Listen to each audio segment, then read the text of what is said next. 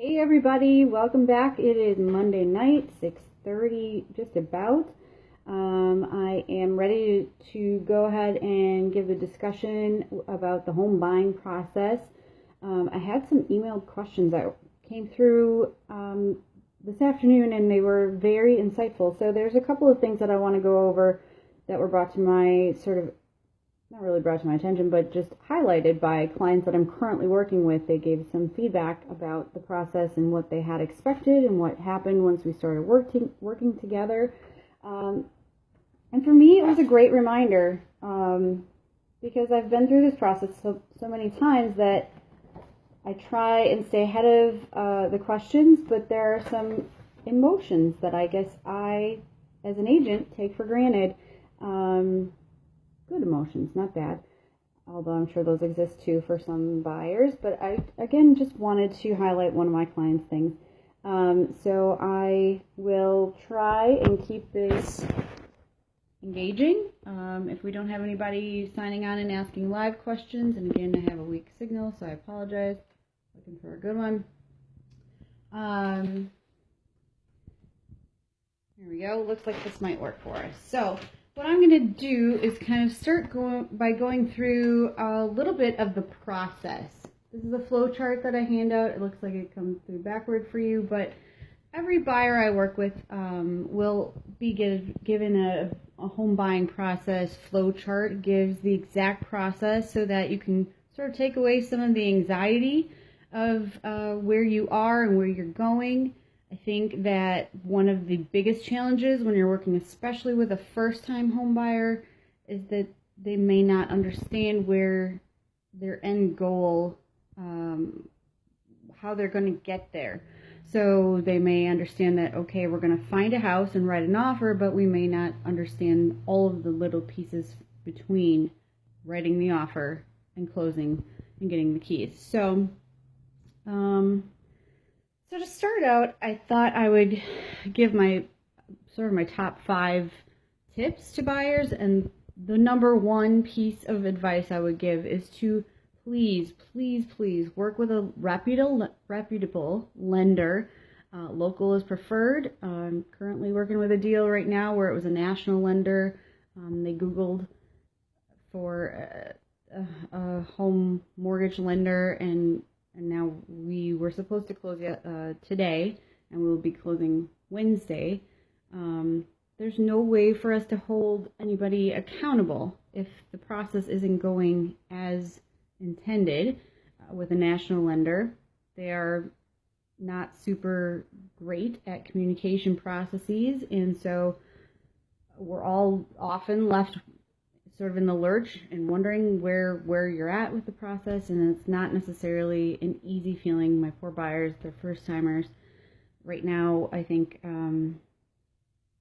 don't want to speak for them specifically, but I would say that of the entire transaction, this is probably the most stressful part, was the financing piece. And it doesn't necessarily have to be that way. We have some incredible local lenders here, many of whom I've worked with, who other agents in the market have worked with. They're well versed in all of the laws, regulations, changes, very much on top of the processes. And I'm especially grateful for some of the local lenders here who sort of have a process for first-time home buyers to help them understand, specifically, we need to see X, Y, and Z documents before we can move forward. If there's something on their credit report that's not turning out to work toward their best interest in a purchase of a home at this time, being able to work with them to build their credit, to maybe move forward with purchasing a home in the near future, 6 to 12 months, who knows, it depends on your credit. So that's kind of one of the biggest pieces, is work with a reputable lender. If you don't have one, ask around. Everybody that has purchased a home has had to most likely work with a lender, especially first timers.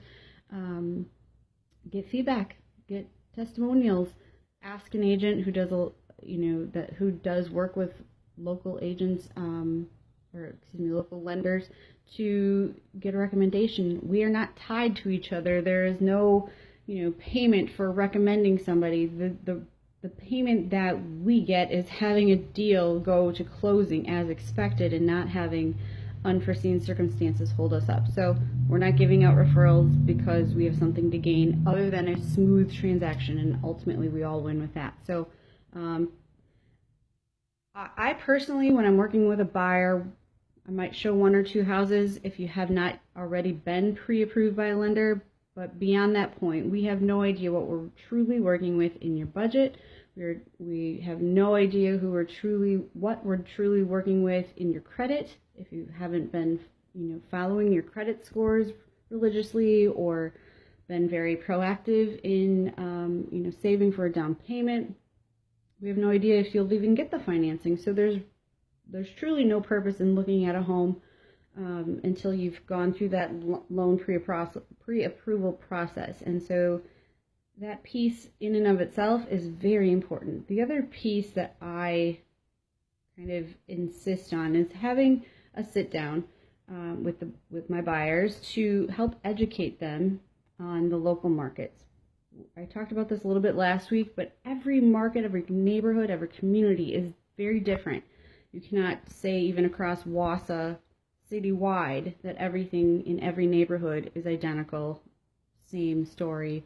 It's just not. Price ranges vary, neighborhoods vary, everything it's different. So understanding between yourself and me, where you want to be, what you're hoping to be in, going through sort of your checklist of must-haves, and helping you, now that you've been pre-approved by a lender, helping you understand what your dollars are going to purchase, where they might be best spent as far as neighborhoods or amenities. Those types of things make a difference. So we typically will sit down for 45 minutes to an hour and discuss, again, your wish list and where that matches up with the budget that you have in play at the time. So the other reason I require my buyers to be pre-approved before I will write an offer is because when it comes down to negotiation,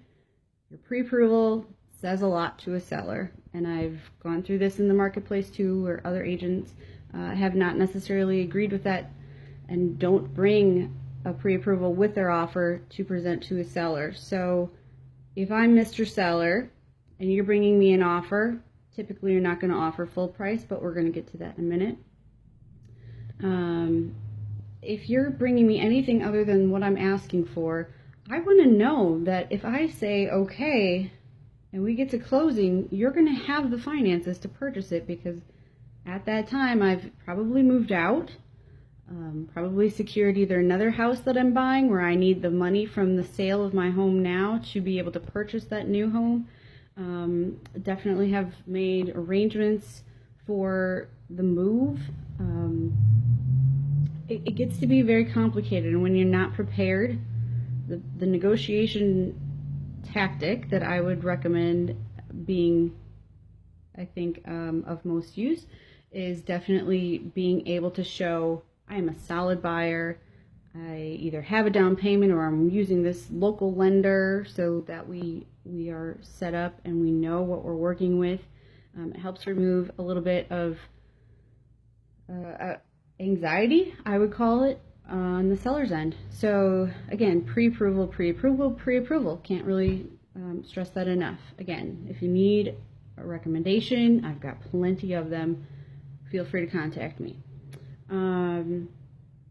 The pre-approval piece, the financing piece, that leads me to kind of the down payment. That's a question that I think a lot of people maybe forget to ask, or what type of loan are you qualified for. So I'm going to kind of back off a little bit on the down payment piece and let you know that there are several different types of loans. There are what are called conventional mortgages, where you're expected to come in with a minimum of 5% down and 5% of the price that you're offering, and that is agreed to at the end.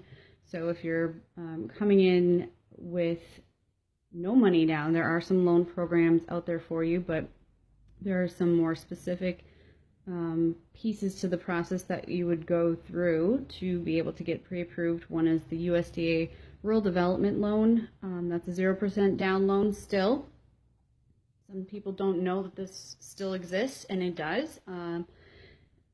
Those are for specific communities. So City of Wausau would not be eligible, but your lender would be able to tell you the sort of boundaries of what municipalities you can look in to be able to use that USDA Rural Development Loan.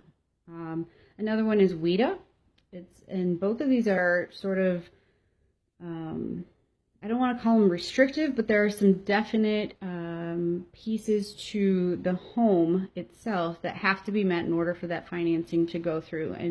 And mostly it's in regard to the condition. So there cannot be peeling paint, there cannot be cracked windows, there cannot be a failing roof, leaks, there have to be hand railings on any stairways, some very specific items that have to be in place. And sellers, this is good for you to know too. If you're on here and you're a seller, these are things you should address before you even have a buyer come through the property, because it's just going to mean a closing that is smooth and have as little amount of unexpected delays as possible.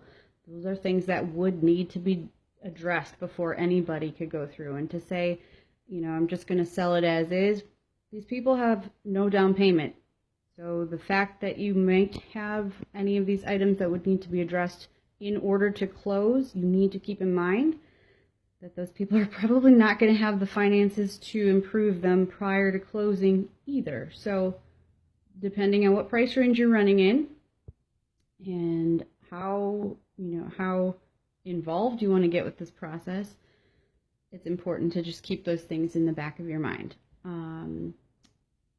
So going back to the financing piece, those are two of the 0% down payment loans. The next sort of option up would be to have a 3.5% down payment for one of the government loans called FHA. Oh, going back to the 0%, I'm sorry. There is also a VA loan. If you're a local vet, first, thank you so much for your service. And it can be active duty or no longer in the service. But VA loans have typically lower interest rates, 0% down, a few more hoops to jump through again with paperwork, but definitely a great option for our vets. So again, going back to that 3.5% down payment, that FHA program is still very popular, very common. Moving up from that, you typically are going to go into the 5% and up. Ideally, 20% down would be what a lender would love to see. You're going to have some credit limits, meaning your credit score is going to have to be higher than, it depends on which loan you're in to determine which credit rate.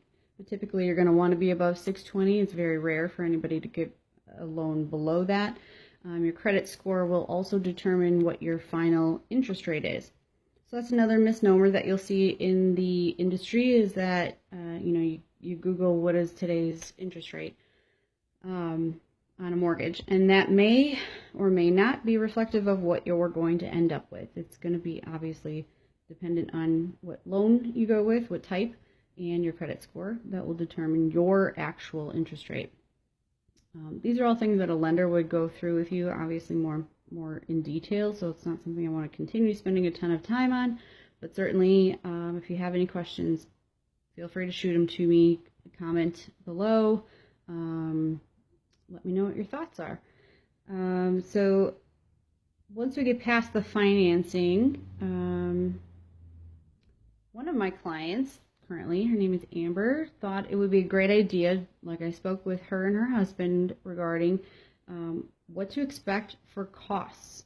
So a lot of people will focus on the down payment. They'll save for the down payment. But what I've experienced throughout the past 10 years of my career is that a lot of folks are focused solely on the down payment. So they're maybe planning to have $5,000 in their savings account to use as their down payment, but they've forgotten that it costs money to move.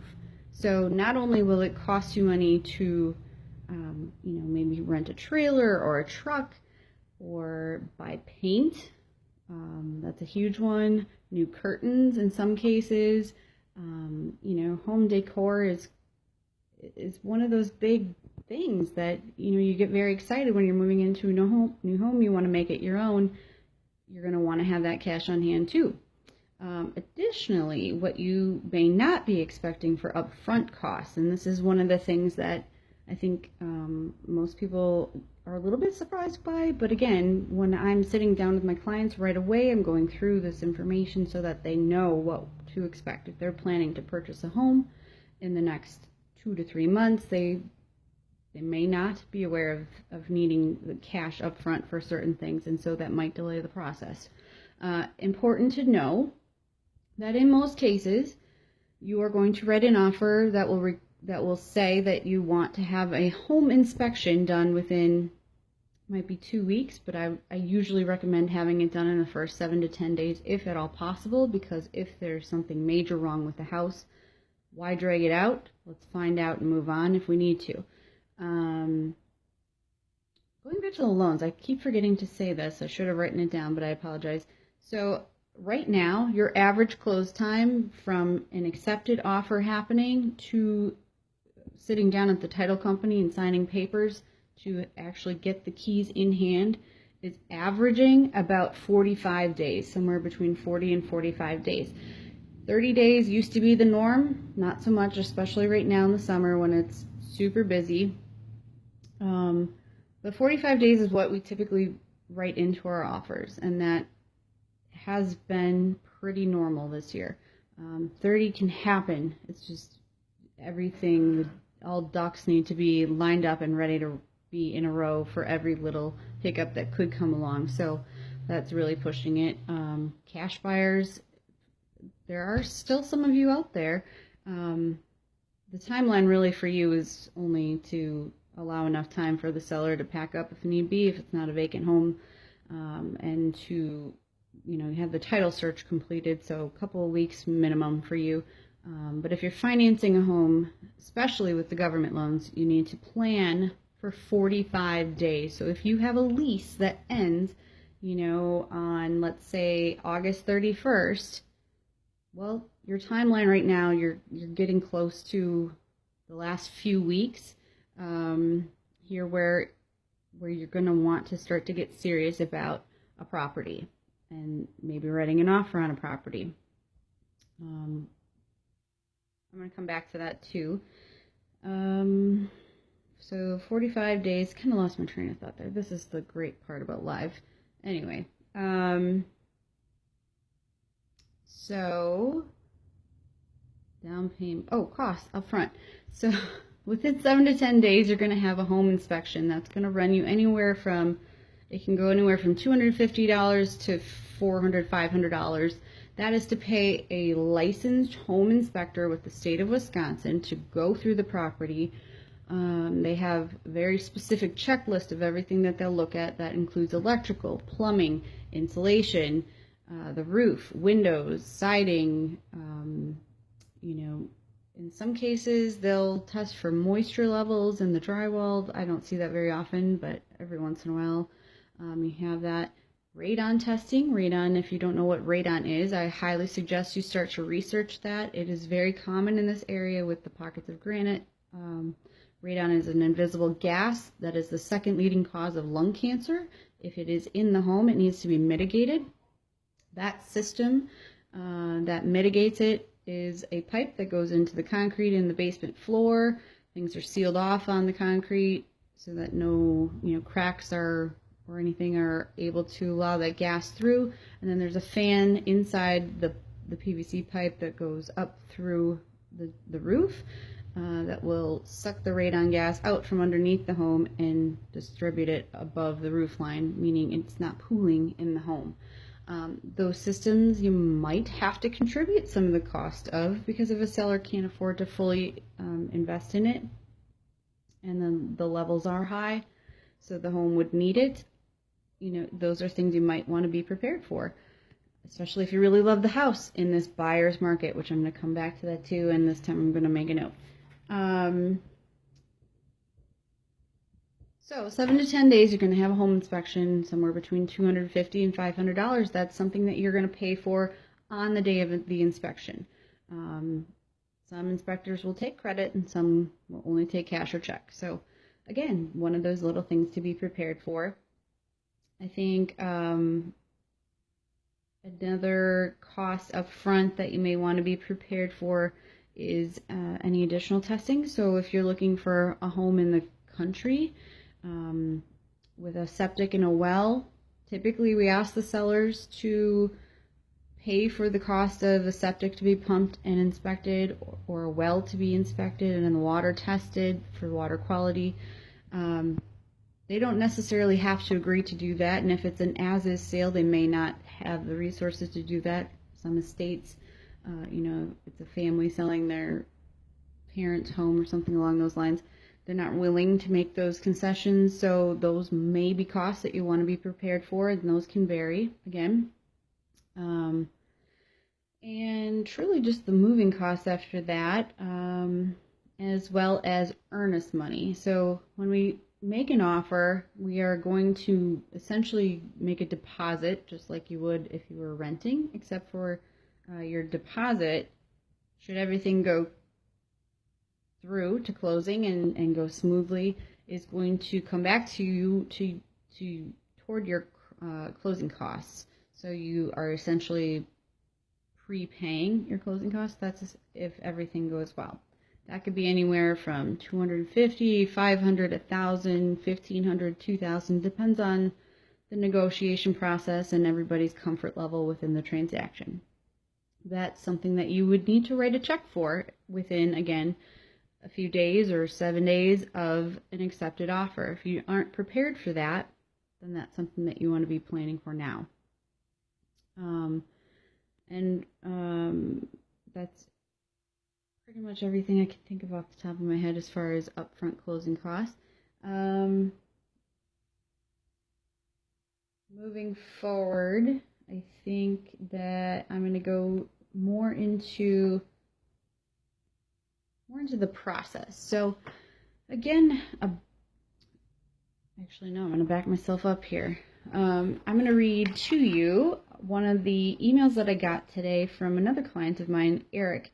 And this is where it kind of made me sit back in my seat for a minute to fully absorb some of the thought process of a buyer not familiar with the process. He and his wife are first timers. They are phenomenal people, and we've had so much fun together. Thank you guys, by the way. I appreciate you working with me. We met at an open house, and just immediately hit it off, but I hadn't heard from them for, it was at least a couple of months before they shot me an email after the fact. But I just wanted to again read to you what he had to say about the process and help sort of highlight some of the things that intrigued me. So, per Eric, the one big question we had before we engaged a buyer's agent was whether we should, in fact, use a buyer's agent, or if we should interact directly with the listing agents, meaning calling whoever's on the sign at home. We had been to a number of open houses and had contacted a handful of listing agents directly to look at properties ourselves. So they saw a house they liked, they decided they saw several houses they liked, they wanted to take a look. In that instance, they called each one of the agents on each one of those signs. Throughout the process, we talked to a number of real estate agents who expressed interest in taking us on as clients, but none of them really managed to give a clear answer to the question, what does a buyer's agent bring to the table?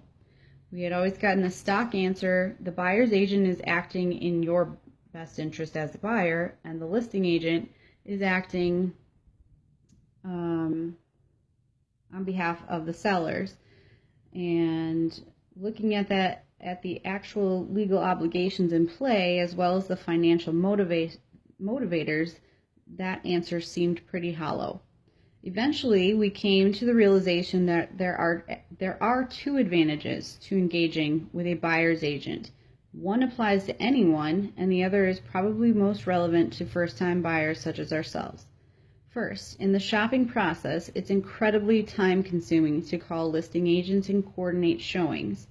far more time consuming than you would think it's going to be, or at least more time consuming than we ever thought it would be.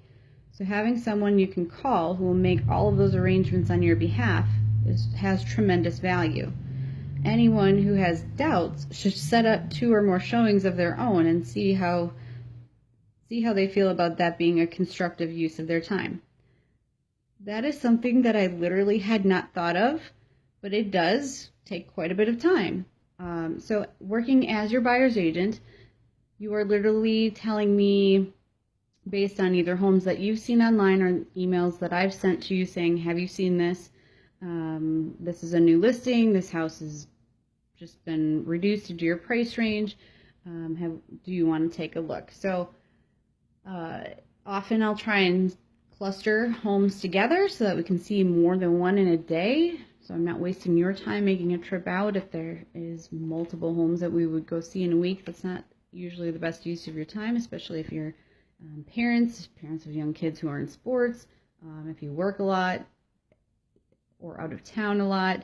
Right now in the summer, a lot of people are camping on the weekends, so not something that I had thought of, but it was really good perspective in that I'm doing all of the coordinating for you. So it can sometimes take me a full hour and a half just to set up showings, but then that doesn't include the amount of time it takes for me to, 1, make sure I'm confirmed for the showings, and 2, gather any details about the homes that would be kind of imperative to know. So, if there's a condition report that says there's a leaky basement, and I know for a fact you want nothing to do with a leaky basement, I'm going to tell you this is probably going to be a waste of our time. Or if you're willing to consider something like that, I will tell you this one's going to have a leaky basement issue. We'll have to be extra observant when we go through. Okay, great. And it typically takes me a full day to get all of the answers back if we have multiple showings from all of the other listing agents and showing lines, just to get you set up for maybe 2 hours worth of looking at properties. So he's right, it's time consuming, and that is definitely a benefit of having a buyer's agent. Moving on in his email, second, as first-time buyers, despite the wealth of information that's available on the internet, it has been very reassuring to have someone with real-world experience to guide us through the process, making sure our I's were dotted and our T's were crossed. The internet can tell you what the steps are, but may or may not adequately explain which steps are really crucial and which steps are just routine. Having a buyer's agent working with us has helped us keep the process moving forward, maintaining our focus on the issues that really mattered, as well as shunting aside distractions that could derail the process. And again, something that I sort of now take for granted, because I pretty much streamlined the process from my perspective to help make things less overwhelming, especially for first-time home buyers, bringing to light a lot of questions that need to be thought of, but also helping them understand these are things just to keep in the back of your mind, but I wouldn't waste a lot of energy until it needs to be thought of more in depth, and then I will alert you to those types of things. Going through, again, the legal binding contract documents of an offer to purchase can be extremely overwhelming, especially if you're not well versed in legalese, because these contracts are 9 pages at a minimum, and then there's a 6-page addendum, and then there's a condition report and a lead-based paint addendum if you are looking at a property built before 1978. There are a lot of very overwhelming details that you have to make decisions on, and I find that if you start to bits and piece those out from the beginning, it becomes a lot less overwhelming when it's time to actually put it in writing. So a couple of things that we go through again in our initial consultation. This part, I think, warmed my heart the most. To end his email, he said, "To me, it hasn't been so much about having a representative," quote, "the way one would in an adversarial legal situation, but more about having a consultant, an expert in the process to provide at least and validate and at best actual guidance through a very complex scenario." Again, he's absolutely right. just finding a home and just making an offer are the very tip of the process, but there are a very lot of complex details that can become very muddy very quickly, which I see every day. And so there are a lot of solutions to those issues that if you aren't working on those deals every day, you may not be aware of. Why not just use why not just use an attorney, a real estate attorney? They understand the legal contract process for certain, and certainly that is an option. But they are not working in the real estate market every day, so they are not seeing, what is happening with a transaction down the street. That would give you some maybe background into understanding market value and maybe what price you should go in with. Another piece of the process that I use with my buyers is taking a look at all of the comparable sales and all of the comparable active listings that are similar to the one that they are thinking about making an offer on. As a buyer's agent, I can help make recommendations on price. If I am not a buyer's agent and you're calling the listing agent is working for the seller, and they want obviously to be able to get the seller the highest price possible. I'm working for the buyer. My job is to negotiate the best deal possible. And the best deal may not necessarily mean the lowest price, but it often is a combination of price and terms, meaning, maybe a closing cost credit, a concession from the seller to help finance some of your closing costs. Maybe the washer and dryer weren't included, but I am able to negotiate them in somehow by pointing out certain properties that may affect the appraisal, which your lender will require, so that you're not in fact paying too much for a property and then you end up having an issue on your financing, being able to get the loan for it, or having to come up with additional funds to be able to close. These are all things that I provide as the buyer's agent that an attorney would not have necessarily gone through. So that's not to knock attorneys, it's a very different practice. And I think that then brings me to, again, more of the actual process. So start to finish, we would sit down, talk about what your wish list is. I then will take that wish list, go through the entire MLS. I have the ability to put in specific criteria. That includes location, price, number of bedrooms, number of bathrooms, how many acres, what school district, things like number of garage stalls, if the basement's finished, square footage. There's an infinite number of criteria that I can plug in. I typically will keep it as general as possible because we're all human and sometimes things get entered into the MLS system in error. So I try to not eliminate things that may actually end up being something that you would be interested in, but had I kept certain criteria specifically in there, might not have passed through. So I do end up setting my clients up for an automatic email to come out to them as soon as something hits the MLS, and as soon as something has a price reduction in their criteria range, they're going to get that email whether I'm at my desk or not. And let's be honest, I'm not at my desk all that much because I'm out showing properties, or on appointments or at closings. So these are all things that I get CC'd on once a day. I do sit down and take a look at everything that went out. I'll follow up if it's something that I feel like I want to make sure that you see, or if it's something that went out to you and I know that it is absolutely not going to be of interest and I don't think that you've seen it yet, I would definitely reach out to you and say, don't worry about this one, it's not what we talked about. Once you have sort of a definitive list of what you want to go see, then we're going to go ahead. As we talked about earlier, I will set up all of the showings, put them in an order that makes sense so that we're efficient with your time.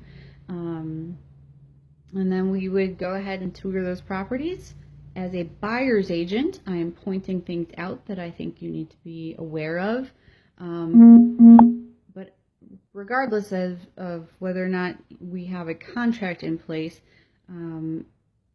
all agents are required to disclose what's called material adverse facts, which is very legalese terminology for things that would affect the health, safety, or value of the property. So again, we're trained in our ethics courses and other real estate training courses required for the state to hold a license, to be able to know the bare minimum of things. We do not take the place of a home inspector. We certainly, that's going well outside of our scope, but we certainly can pick things out typically that we see often enough, and help make you aware of those things. And so let's say you finally found the house that you decide you want to write an offer on. So we will sit down in my office. We will literally go through line by line the Wisconsin real estate contract, which again is 9 pages. We'll plug in the information, including price, timeline. So, you know, what day you want to close, how much do you want to offer for earnest money, do you want a home inspection, how soon, do you want a well or septic inspection, water testing, radon testing. These are all things that we need to write into the offer and go from there. Then I submit the offer to the listing agent or the seller, depending, and it can usually take a couple of days to get an answer back. And a common question that I often get is how many times do you go back and forth? Well, honestly, there is no limit. It usually will go back and forth until you've reached an agreement. But in my opinion, if you're writing more than 3 counter offers, there's something that wasn't done correctly to begin with as a buyer's agent. And I'm not saying that it can't happen. It certainly can. There can be a lot of details that come about, but I don't believe in lowball offers. If you're working with me as a buyer's agent, I'm not gonna feel extremely confident in doing anything with an offer if it's not warranted. Now, if the comparables on the market are showing that they are extremely high priced for what the market has shown a similar property can go for, that's an entirely different story. But if the comparables are coming back saying that their listing price is, not super high, then I'm gonna suggest that we be more respectful of that, because it truthfully does not net you a better deal when you're lowballing. Typically you're going to get a very high counter back from a seller if you're lowballing, and I don't know, I've done dozens and dozens of deals, and I've never seen one turn out probably as well as it could have when a lowball was the initial offer made. And I, as a buyer's agent, have to follow your instruction. I can't refuse to do so, but I'm definitely going to counsel you and make sure that you understand the ramifications of making a lowball offer. Another question I get a lot is, what about foreclosures and short sale properties? Can we specifically look at those? To be honest, we don't have a ton of them on the market anymore. We're kind of past that. Not that they don't exist, but they certainly aren't as numerous as they once were in the past, couple of years, 5 years. The one caution that I always make is, as a buyer, if you're working in any of the lower down payment programs with your financing, or one of the more specific ones that have the conditions of the home issues, then I would suggest that we not eliminate foreclosures, but definitely understand that if you are looking for something that's move-in ready, that's not going to be your option. If you're looking for something where you aren't going to need to have cash to be able to close because it needs, a furnace. I've seen that happen. No furnace. Needs a furnace. We're in Wisconsin. The lenders are going to know that. Also, homeowners insurance.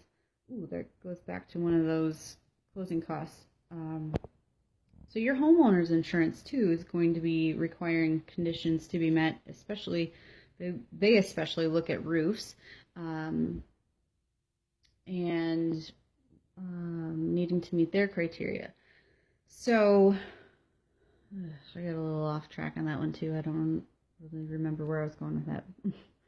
Writing the offer and helping counsel you on the best way to negotiate the best deal possible. Again, I'm working for you, the buyer, not the seller. So I'm going to be very proactive in making sure that we're writing a competitive offer. The final piece of this puzzle that I wanted to sort of educate the market on right now is that we are in what's called a buyer's market. That means that there are far more buyers out here in this area than sellers. Keeping in mind that different neighborhoods, different sectors of regions are all slightly different. We are, for the most part, experiencing a shortage of listings. So that means that if there's a new listing on the market in your criteria range, there is right now a very good chance that you're going to have to be prepared to make an offer, and quickly, prepared to make a good offer. In some cases, that could be list price or higher. This all kind of, again, comes down to being well educated on the market before you start looking, so that, again, we can just be prepared. So especially if you are in a tight time frame, hadn't really thought about purchasing a home, but you're not finding a rental that you like either, and you have to be out of your apartment or the rental that you're in currently within the next 60 days, then we need to start talking, and now. The buyer's market too can sometimes result in some inflated property values in some areas. Again, that's where having the local knowledge as a buyer's agent is going to come into play, because the last thing I want to see is another repeat of 2006, 7, and 8, where folks are making extremely high offers just to get the property, but then within a couple of years they lose that value. I think as realtors, we're all very conscious of that right now, and wanting to be very certain that the value is there. And that brings us right back to the appraisal. If the appraiser can't justify the purchase price, and some of them are being extremely conservative in their appraisals, and some of them are able to at least justify the purchase price using comparables, it all comes down to the appraiser, which nobody has any control over. Lenders have no control over which appraiser is going in there. You have no idea.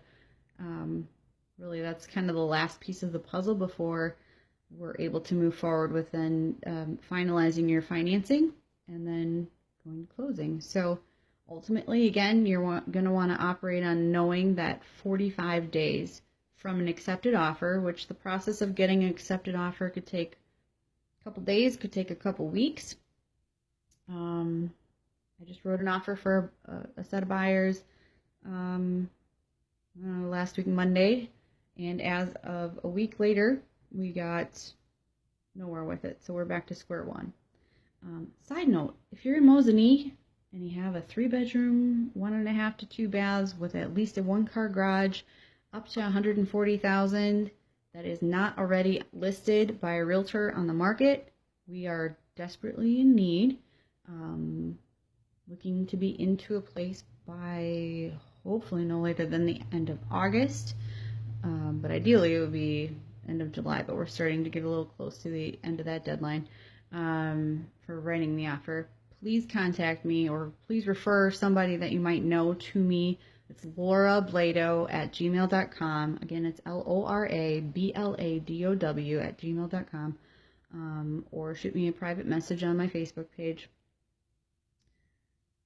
Just putting that little plug out there. And I think that was pretty much everything I had for everybody to, final walkthrough. So the day or two prior to closing, I will schedule a time for you and I to sit down, or not to sit down, to tour the house again that you had the accepted offer on. What we would do is go through the house, make sure everything is in the condition you expect it to be prior to closing, and then we sit down at the title company, myself included, if at all possible. It's very rare for me to not be at your closing. to make sure that all of the paperwork that you're signing you understand and that is being carried through, so that you can end up walking out with keys that day, which is always a great feeling. Another question that I just got was, what if a buyer has been looking for a while and can't find a home with all of their must-haves? Should they adjust their must-haves, or should they just be patient? The answer is kind of a little bit of both. I think it's important to be realistic with your must-haves. I think it's important to understand your personal situation. I can't possibly know everything about your daily life and how you live. Even if I asked you to tell me, there would be things that you just don't anticipate needing to think about in a home. There are a lot of newer construction rental apartments, and I think this is something that has really sort of hindered the first-time homebuyer market as of late, because there's an expectation for homes to be nice, new, fresh, clean, not need too much work. And that's really not the case. If you're working up to, 140, 150, sometimes even up to 160, it depends on which area you're in, you're probably going to have to put in some work. And that might mean that you walk in to a home that has wallpaper and you're going to have to figure out how to take the wallpaper off and learn how to paint. When you're a first-time home buyer, there's a first for everything, and the process isn't always amazing. Owning a home, you cannot call your landlord to say, my pipe is broken and it's leaking into the basement. It's on you. These are things you have to think about. I always recommend my clients track where they're spending their money and definitely set aside a minimum of $25 to $50 a month, so that they can start to slowly build an emergency fund for little things that creep up. It happens all the time. Anybody that owns a home, things happen, and always at the least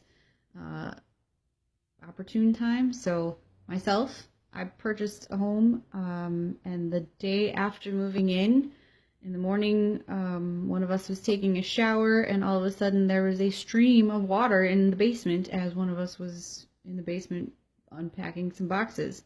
Turns out it needed caulking around the tub surround, but that's not something that we had ever anticipated walking into a home that passed our inspection with flying colors. Could have been a lot worse. Obviously, it could have been a leaking pipe, which would be way, way, way harder to fix than a leaky tub surround. But these things happen, and you can't possibly know ahead of time. That's just not going to happen. So I think it's important to have sort of some hard stop pieces that you absolutely, if you need to have a separate bedroom for every one of your kids, then you need to understand that that's what you're looking for. And if it's not on the market now, you might have to be patient. But if you're okay with kids sharing a room, good Lord, we all grew up sharing rooms, not until recently did each kid have their own room. I don't know. You really have to sit back and wonder how many things are really luxuries and how many things are absolute necessities, and that is definitely a personal choice. So there's no way for me to sort of draw that line for you. It's just personal. I will say, and some of my clients that I'm working with right now know this already, but if there are not homes on the market listed by agents, I don't necessarily find that to be a limiting factor. I am proactive in going out and looking for homes that fit your criteria. I'm asking other agents if they've got something coming soon to the market. You may not know the efforts that I'm making behind the scenes, and that's good, because I don't want to overpromise and under-deliver ever. So if I come up with something through my hundreds of contacts that I'm making behind the scenes, great. But if I'm telling you I'm making hundreds of contacts behind the scenes, you're kind of going to anticipate that I'm going to come up with something quickly, and that's not always the case. So yeah, I'm being extremely proactive. I use Facebook ads a lot. In fact, I've used one just recently for the Mosinee question, or needing a home in Mosinee, and I've gotten a lot of feedback, but not all of them have been panned out leads to a home that would fit the criteria necessary. So it's a lot of work, but I love what I do. I think I bring the passion for the process to all of my clients, and I think that it's important to have fun while you're going through this process. It can be very stressful, but it doesn't have to be. And if I'm doing my job, the stress is going to be as minimalized as possible. That's my ultimate goal. That's what I want. And then I want you to send me your friends and family because you had so much fun. That's kind of the goal. So all of that being said, I didn't have any live comments or questions today. I hope this starts to gain some popularity. I think it's beneficial for people to understand the process and what they're working with. But again, always remembering that each situation is highly personalized. Each transaction is very, very different. They all have sort of the same principles, but each little detail of every transaction can be very different. So that being said, I am absolutely looking forward to working with you. If you are needing to purchase a home in the next 30 to 60 days, we're kind of behind the 8 ball, feel free to call me anyway. We'll see what we can come up with. If you're in the next 60 to 90, 120 days out, we have some definite time to roll. There are a lot of vacations that happen in July, so not a lot of new listings hit the market, but I would anticipate that shortly after the 4th, which is again another long long weekend that folks will maybe be finishing projects up before they put their homes on the market. There's going to be, obviously, there's always a last-ditch effort to get people into homes before the school season starts again, which unbelievably is right around the corner. And then the fall market starts. So it's definitely time to pick up the pace if we haven't really made too much of an effort. Let's start with a conversation. You might or might not want to work with me. That's fine. Every personality has a match, and if I'm not the match, then I would love to help match you with somebody else that maybe is. Also, almost forgot. I work in the Marathon County and Lincoln County areas of central Wisconsin, but I was in the south central Wisconsin markets for about 7 to 8 years, 9 years, and still have a ton of contacts in that market. So if you are not here in Wausau, Merrill, sort of vicinity, Marathon, Mosinee, that's kind of my circle. Marathon County and Lincoln County, up to Merrill. That's about as north as I'm going. But you're down in the, let's say, Madison, Cottage Grove, Mount Horeb, Lake, Wisconsin, Baraboo, Adams Friendship, Mount Horeb, I think I already said that, Sun Prairie, the Forest, any of those areas, and you're looking for a home, I have some really incredible agents to refer you to. Appleton area, I've got a great agent that I love referring to over there. She's phenomenal. 2 of them, actually. Hey, Travis, hope you're watching. And Illinois, I have another great agent. One of the benefits of being part of the RE/MAX Foundation organization is that we are international. So if you are looking for international real estate as a second home, let's say Mexico or Aruba or, I don't know, it's not on my mind, so I can't even think of where you would be going. But I know that this is a big thing these days, people purchasing a second home and then renting it out through Airbnb. I have those connections too through my own organization that I can literally dial up any day of the week. So let me know and I'd be happy to connect you. Wausau Market is a great market. It's a great place to be. I'm so happy to be helping folks out here. There's a ton of folks relocating here from other areas. I've got 2 out-of-state clients that we're closing in the next week. I really enjoy showing them sort of the perks of living here. And I think when you've lived here for a long time, you might not even realize the little gems tucked away here. So that is something that I find to be very fun. There's a lot of little nooks and crannies to send people to, and a lot of fun businesses that are making starts here. The 400 block, it's great, so great. I can't believe how long I lived in, by the way, I grew up in Merrill, how long I lived here, and I had no idea. It's so great. So lots of good stuff. I'm starting to ramble now, so I apologize. But anyway, I think next week I'm going to be talking to sellers about the listing process, the market. I'd be glad to take your questions ahead of time so I can have sort of an outline, maybe not fumble so much. This is definitely not in my comfort zone, but I'm hoping to get better as time goes on. So again, send me your questions and feedback. I will always be looking for folks to join me live, where you can comment live in the box below. I saw I had a couple of viewers today, but nobody brave enough to comment. Hopefully we change that. So thank you so much again, Wausau, for supporting my business, and I'm looking so forward to working with you. And to my current clients, I love you. This is one of the dangers of my job, is you start getting so connected to your clients that as you get closer and closer to the closing dates and you know you have no reason to reach out and contact them as much as you had been previously, it's sort of a withdrawal phase for me. So I get a little emotional about those sort of, it's not a termination of the relationship, it's truly just the start. But I don't know, it's just so much fun. So come and join me. Anyway, I hope you have a great rest of the week. I'm not going to do this next week due to the holiday, July 4th.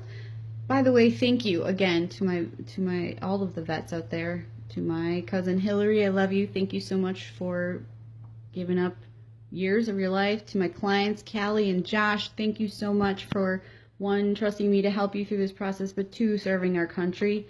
And to all of those out there who are being far more selfless than I am, thank you. And I hope you all have a safe one. We'll try this again on July 11th. That would be the Monday following the 4th. And again, we'll be talking about selling. So again, got some time to get me some questions emailed over or messaged over privately. Be safe out there and have a great week. Bye.